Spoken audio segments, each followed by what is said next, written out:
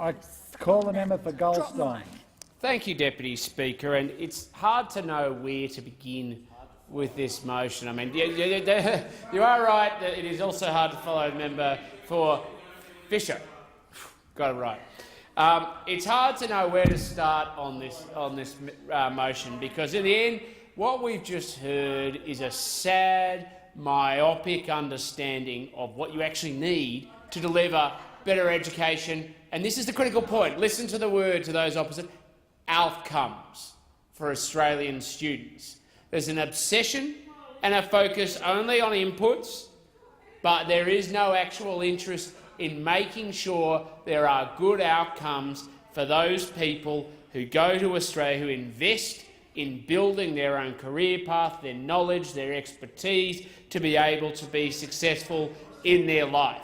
And that's why I don't even accept the terms of this proposition. The government cutting billions of dollars from universities that the opposition is condemning. It's a completely ridiculous proposition.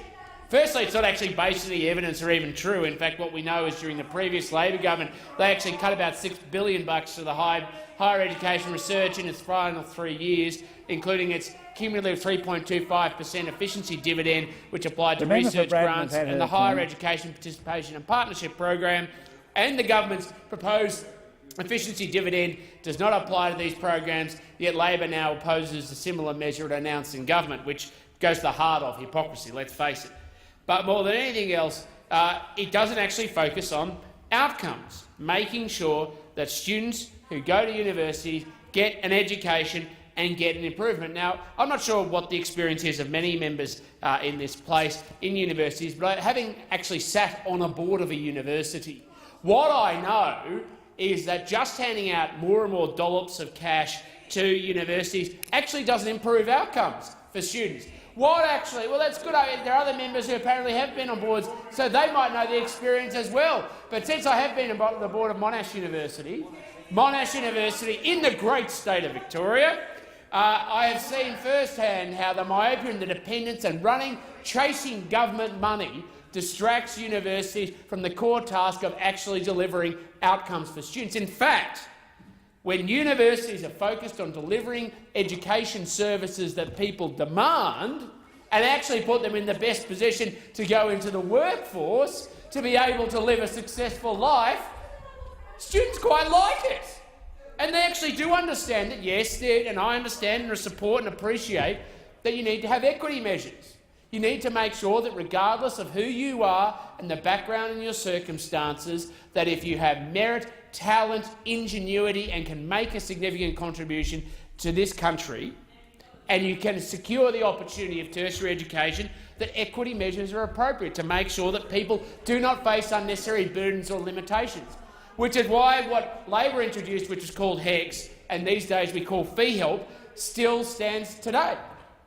It stands today, so it doesn't matter who you are. You can go to a university if you're an Australian and get fee help and support, so you can go through university and be in the best position to graduate. But there is actually some sort of basic acknowledgement that if you are going to go through the process of getting that tertiary education, which is quite an expensive process for everybody, including for the Australian taxpayer that still contributes a very substantial component of the cost of education, that the benefits are both public and private.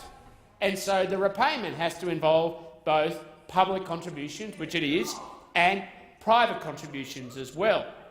But what we really need is an education sector, a tertiary education sector, that is export-orientated and focused.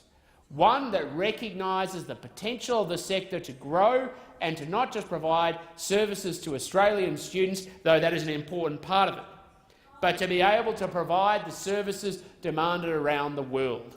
And that doesn't come from going and becoming lazy and just sucking more and more money off the taxpayers' teat. It's by being, well, let's use those words, innovative and agile, and being able to develop the sector that people want to invest in. Because this is at the heart of the criticism of Labor, is they would rather a system dependent on the government, delivering not for students, not outcomes and improvement for student outcomes, but for the membership of the National Tertiary Education Union, who are the membership base of many of the people sitting opposite. And in the end, they are not interested and have not focused in this debate on how we deliver better student outcomes.